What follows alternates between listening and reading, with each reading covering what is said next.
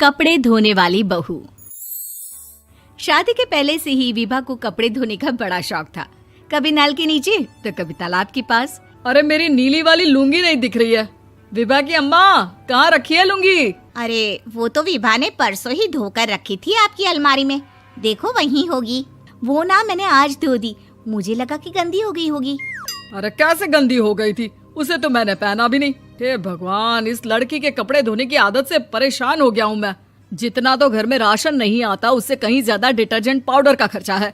इसकी शादी करवा दो, शादी जाए अपने घर में ही करे काम, फिर चाहे घर के कपड़े धोने हो या पूरे गांव के।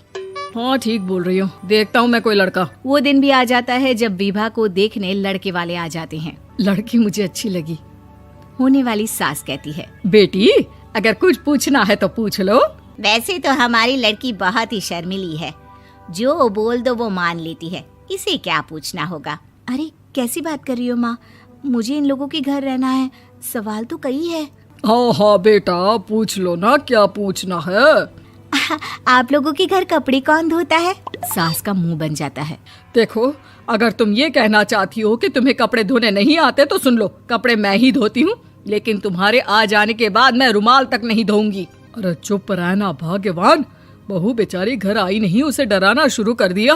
वो क्या है ना बिटिया, अभी तक तो ये कल्लू की माँ ही धोती थी, लेकिन अब तुम्हारे पापा तो दहेज में वॉशिंग मशीन देंगे ही। तभी विभा की माँ बोल पड़ती है, सवाल भी पूछा तो क्या। वैसे भाई साहब, मशीन की तो फिर भी कपड़े धोने की कैपेसिटी होती है। मतलब जो बिटिया दे रहे हैं ना विभा, इसे कपड़े धोने का बहुत शौक है। ये आप लोगों के क्या, आस पड़ोस गांव मोहल्ले सबके कपड़े धो दे और उफ तक ना करे। बाहर देखा नहीं आपने कितने कपड़े सूख रहे हैं? सब हमारी बिटिया ने ही तो धोए हैं। बस भी करो ना माँ, शर्म आ रही इतनी तारीफ सुनकर। और तो और एक दाग निकाल कर दिखाओ तो मान जाऊं। हाँ अच्छा, माफ करना बेटा, मैंने गलत समझा। हमें तो रिश्ता बहुत पसंद है। और ऐसे जुड़ जाता है रिश्ता कपड़े धोने का शौक रखने वाली विभा का। उसकी शादी हो जाती है कोयला फैक्ट्री में काम करने वाले कल्लू के साथ। शादी के बाद अचानक विभा चिल्लाती हुई सास के पास आती है। सासू माँ, अरे सासू माँ कहाँ है आप? ये तो धोखा है, धोखा दिया आप लोगों ने मुझे। इसे ससुर के चक्कर के बारे में पता चल गया। अरे तो उसमें तुझे क्यों धोखा मिला है? अरे नल में पानी नहीं आता, कपड़े कैसे कब धुलेंगे? अच्छा, तू पानी नहीं आ रहा उसकी बात कर रही है। तो आपने क्या सोचा? कुछ नहीं। अच्छा, तेरी माँ ने कहा था कि कपड़े धोने का शौक है तुझे, याद आया मुझे। शौक बोलकर कपड़े धोने वाले मेरे जुनून को कम ना आके सासू माँ, कपड़ा धोना मेरा गुरूर है। तभी पति भी वहाँ आ जाता है। अभी मैंने इसे सनी देओल की फिल्म दिखाई है, उसी के डायलॉग मार रही है माँ। अच्छा सुन, साफ साफ बता रही हूँ, पानी सुबह 4 से 6 और शाम को 10 से 12 आता है, समझी? विभा टाइमिंग सुनकर हैरान हो जाती है। ये क्या भूतों का मोहल्ला है? सुबह 4 बजे उठकर कौन कपड़े धोता है? 4 बजे टंकी में पानी जाता है, फिर सारा दिन धोना ना, किसने मना किया?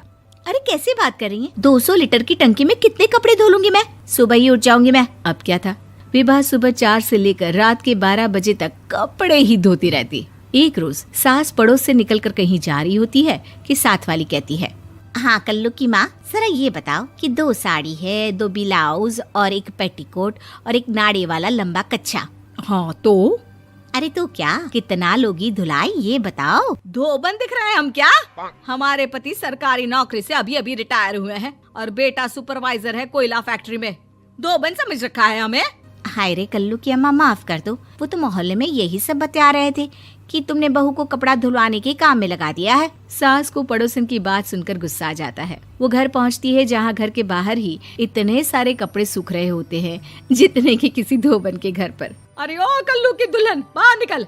माँ जी यहीं आ जाओ, बाथरूम में चादर धो रहे हैं हम। अरे अभी हम धोते हैं, तुमको बाहर निकलो। ये आस पड़ोस वाले बोल रहे हैं कि हम बहू से कपड़े धुलवा कर उसे कपड़ा धोने वाली बना दिए हैं। अरे छोड़ो ना माँ जी, किन लोगों की बातों में आती हो? आस पास के लोगों का तो काम ही होता है कि वो किसी तरह सास बहू को लड़ा दे। बहू सारे घर के कपड़े धोती है, ये क्या कम है? बोलिए। सास को भी लग जाता है कि वो बहू का ये सनकीपन नहीं छुड़वा सकती, इससे अच्छा है कि खुद ही चुप हो जाए।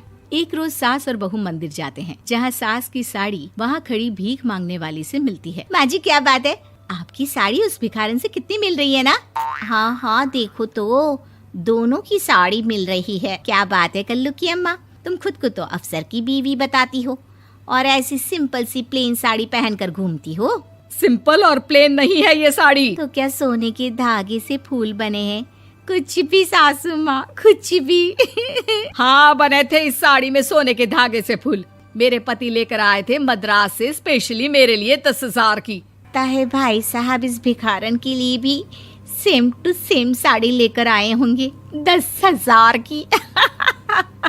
सास उस वक्त तो कुछ नहीं कहती, लेकिन बहू के साथ घर आती है और अलमारी से एल्बम निकाल कर लाती है। ये साड़ी देख रही है, ये वही साड़ी है जिसे मैंने अभी पहना था। इस साड़ी में ये जो चमकदार फूल दिख रहे हैं ना, ये सोने के धागों से काढ़े गए हैं।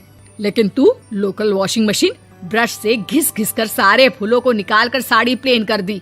मुझे माफ कर दीजिए सासू माँ। और तो और, जब मैंने तुझे तेरी गलती के लिए कुछ नहीं कहा, लेकिन तूने तो सबके सामने मेरा मजाक ही बना दिया। क्यों? बहू को समझ में आ जाता है कि अब से उसका कपड़े धोना बंद।